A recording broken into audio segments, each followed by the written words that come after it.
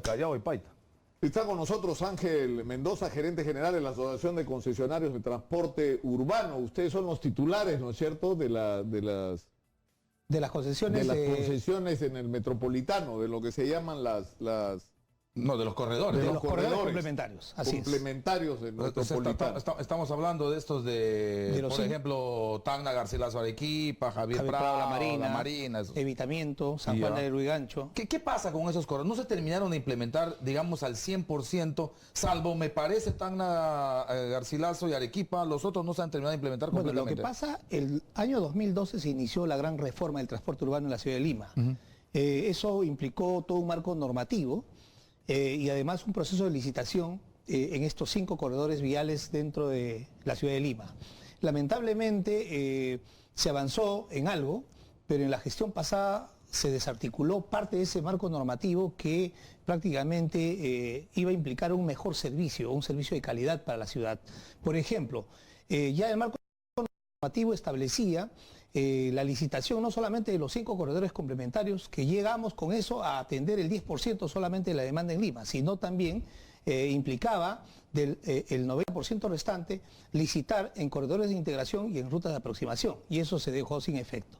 También se dejó sin efecto la licitación del recaudo único, es decir, con una sola tarjeta que los usuarios puedan utilizar todos los servicios del sistema integrado de transporte. También se desactivó que, por ejemplo, las empresas de transporte hoy día tradicionales, para que puedan ingresar una unidad a su empresa, debería ser de propiedad de la empresa. Pero eso, al dejarse sin efecto, lo que se ha provocado es que sigan existiendo las empresas cascarón. Pero eso solo por decisión del alcalde de Lima, del señor Castañeda, solo por eso. Porque nosotros ayer teníamos a otra versión, un dirigente que señaló lo siguiente. El asunto Calderón, de que ¿no? El señor Calderón, que esto no tenía viabilidad, que ustedes no eran dueños de nada, que Modaz era absolutamente dueño de todo, que tenían, así como el Metropolitano tiene deuda con Confide, ustedes no tienen, en la práctica, el dueño de todo Modaz. Bueno, no ustedes, porque finalmente no pueden ni siquiera pagar las deudas. Y ocurre después además que en el camino la idea era, por supuesto, sacar los 500 o 600 empresitas que hay para aglutinarla en 8 o 9, pero que esta gente debería entrar y no entró. Mire, nosotros tuvimos la mala experiencia del Metropolitano, donde finalmente los extranjeros se quedaron con ese gran negocio. ¿Por qué? Porque a ellos les dieron todo. Les dieron patios, infraestructura, les dieron el financiamiento al 100% y no están cumpliendo sus obligaciones. Sin embargo, en los corredores complementarios fue una gran alternativa para los empresarios peruanos, para los empresarios locales, como en el caso nuestro. Lamentablemente, como en todo lugar, hay detractores que no están de acuerdo con esta reforma porque no alcanzaron, no pudieron realmente estar a la altura de las exigencias mínimas, que por cierto no eran ni siquiera una licitación internacional como ocurre. Nos dieron la oportunidad y nosotros estamos dando, creo, la altura, que si bien es cierto los corredores complementarios no son algo que está funcionando adecuadamente, pero ¿por qué es? No por una desidia de los concesionarios, sino porque lamentablemente el sistema integrado de transporte se desarmó, se desarticuló, por lo que he mencionado anteriormente. Esto implica que si realmente se hubiera avanzado, hubiéramos tenido toda la malla del servicio del transporte público bajo concesiones y no bajo estas autorizaciones que bajo un sistema comisionista afiliador es letal por los correteos, por la guerra del centavo y los accidentes que vemos día a día. En cambio, en los corredores hoy día tenemos 0 muertes. 0 muertes. No es perfecto. Seguimos con largas colas, seguimos con un tema de aparente falta de buses en el sistema. ¿Cuánto? O sea, hay un tema del que estábamos hablando hace un rato, así como el comercio ambulatorio, el transporte se ha convertido en una alternativa de empleo, de tener una fuente de ingresos para muchísima gente, porque no hay otro lugar. Entonces, tienes una sobrecarga de oferta, ¿no es cierto? O sea, hay de todo, de mototaxis, taxis, ¿no es cierto? Así es. Los taxis colectivos, las combis, es decir, ¿cuánta gente hay involucrada en el negocio del transporte? ¿Cuántos vehículos? ¿Y cuántos deberían estar realmente? Bueno, aproximadamente hay más de 30.000 vehículos contando Lima y Callao. La informalidad es desbordante en la ciudad. 30.000, ¿de qué estamos hablando? De vehículos de transporte público. De buses, y combis, cúster, ¿no? Entonces, lamentablemente ha habido una desidia de parte del Estado, ¿no? La informalidad ha ido creciendo. Si hablamos propiamente del transporte urbano, hay mucha gente que desde los años 90, que fueron despedidos del Estado, invirtieron en este sector, se convirtieron en transportistas a la fuerza. Pero eso ya pasó. ¿Qué le toca al Estado? Lo que les toca es realmente dar una receta integral, una solución integral. Y creo que la ATU a eso camina, para eso se creó y la ley contempla esa situación.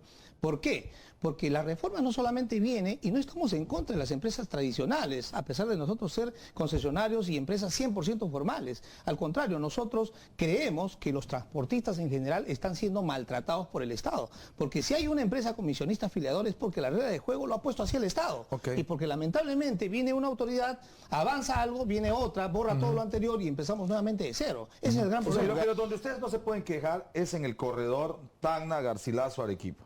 Porque ahí ustedes están sin competencia.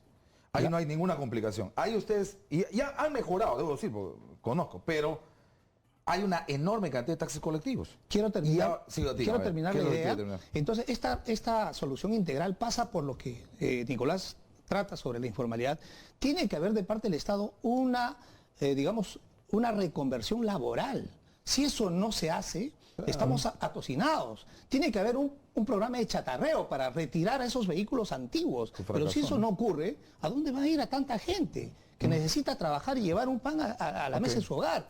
Y volviendo a lo que decía el corredor azul, Arequipa, ¿por qué hay taxis colectivos? Y yo creo que hay taxis colectivos porque efectivamente ustedes ahí no tienen la suficiente cantidad de vehículos, la gente se ve obligada a parar un taxi para correr porque espera mucho tiempo. O no tienen las suficientes unidades. ¿O qué explicación le da usted a que haya taxis colectivos en esta ruta, en este corredor? Hay varios factores. Uno de los factores fundamentales es que la autoridad municipal, en este caso nosotros lamentablemente no tenemos en contra del señor alcalde nada, pero sí es el gran responsable de poner orden en la ciudad. No hay fiscalización. ¿Y por qué aparecen los autos colectivos? No por un tema de falta de flota, porque lo que la gente quiere es rapidez. Lo que la gente quiere es llegar más rápido a su destino. Y entonces los autos colectivos ingresan a la avenida y luego salen por las calles adyacentes para poder llegar más rápido al destino del usuario. Y eso es lo que busca. En cambio, si el transporte público tendrían vías segregadas como el metropolitano, la cosa fuera diferente. Entonces acá lo que se está haciendo es desincentivar al transporte formal e incentivar al informal. De ida y vuelta tienes Petito Arce, Arenales, donde en algunas zonas, sobre todo la ola verde, rápido funciona, ¿no es cierto? Por supuesto. Entonces pero levantas pasajeros en la Arequipa y te metes a entonces tenemos clúster con deudas de 5 millones, 10 millones que afectan, hacen una competencia desleal y estamos en un problema. Hay inversiones de parte del corredor, en todos los corredores de parte de los empresarios. O sea, ustedes sí tienen expectativa en ATU. Nosotros sí creen que está muy bien. Y la idea es que empiece a combatir de la mejor manera posible, o reinsertando, o reconvirtiendo, o buscando mecanismos, toda esa informalidad del transporte público. Acá, insertando, o reconvirtiendo, o buscando mecanismos, toda esa informalidad. Por supuesto, del transporte público. Acá, primero que la ley contempla al transporte ahora como un servicio público, que ese es un efecto legal que va a darle, digamos, el Estado un empuje. Segundo, que va a haber subsidios. El subsidio para aquellas personas de bajos recursos económicos que no puedan pagar una tarifa para tener un servicio de calidad. Tercero, que realmente se va a hacer un sistema integrado de transporte. No lo que tenemos ahora, los 5 corredores no son suficientes, por eso que hay muchos problemas. ¿Cuántos faltan? No, lo que pasa es que hoy día el 90% del transporte público está todavía en manos de las rutas tradicionales. Ok, pero en el diseño del sistema integrado, ¿cuántos corredores y cuántos alimentadores de los corredores debería haber? Bueno, para tener una línea más ordenada. No se tiene eso. No se tiene. No hay una planificación. La primera chamba de ATU. Por eso es que actualmente la ATE ha encomendado y se está haciendo un plan maestro en transporte urbano que todavía a fines del próximo año tendremos. Es decir, la ciudad está caminando sin ninguna planificación en lo que es el transporte urbano. Pero yo insisto en que tenemos 2 problemas. Uno es que está claro, es igual que en el tema de los ambulantes. ¿No es cierto? Hay que regular. O sea, comercio ambulatorio puede haber, pero regulado, organizado, razonable, como ocurre en todos los centros turísticos del mundo, ¿no es cierto? Y en el transporte hay que poner orden, hay que integrar todo lo que hay que hacer. Pero, por ejemplo, hay 200.000 personas haciendo taxi en este momento, según nos han contado los taxistas. Debería haber 65.000, 70.000, cuanto mucho. O sea, tenemos casi 3 veces. ¿Por qué? Porque la gente no tiene chamba o porque sus ingresos no le alcanzan. Entonces, eso es un problema de otra índole, que no se resuelve simplemente... No, eso es economía, eso es crecer, eso es exportar más. ¿Cuál es nuestro proyecto como país? Pero lo que pasa es que si no vamos a un país sin industria prácticamente, lo que pasa dedicado a exportar algunos productos donde compramos todo de fuera y donde todo el mundo presta servicios como el transporte y la venta en la calle de cualquier cosa. O sea, dice que el Perú es un país donde un peruano le está tratando de vender algo al otro peruano. ¿No? Aquí, si queremos resolver el problema del transporte urbano, que implica el 9% de pérdidas en el PBI, señores. Eso implica, ¿por qué? Porque hay accidentalidad, contaminación. 4 horas metido ahí perdiendo tiempo. O sea, esas horas, hombres. Perdemos el 9%. limeño promedio pierde de 3 a 4 horas diarias para Somos ir. la tercera ciudad en el mundo calificada con el mayor tráfico como podemos nosotros vivir día Bueno, a día. vamos a ver si este acto nos resuelve algo. Bueno, ojalá. Usted Bueno, tiene una nosotros buena expectativa. agregamos la esperanza Qué bien. porque creemos que el presidente y los Hay que miembros poner son hombro, ¿no? La gente idea es de poner experiencia. hombro. Claro. Pero es un tema que pasa no solamente por los empresarios, sino por la autoridad, también por los ciudadanos. Es un tema de cambio de cultura que invocamos también. al público usuario que también ponga su parte para verdad. que la ciudad cambie. Es verdad. Ángel Mendoza, gerente general de la Asociación de Concesionarios de Transporte Urbano, ACTU, ha estado con nosotros aquí en Éxito.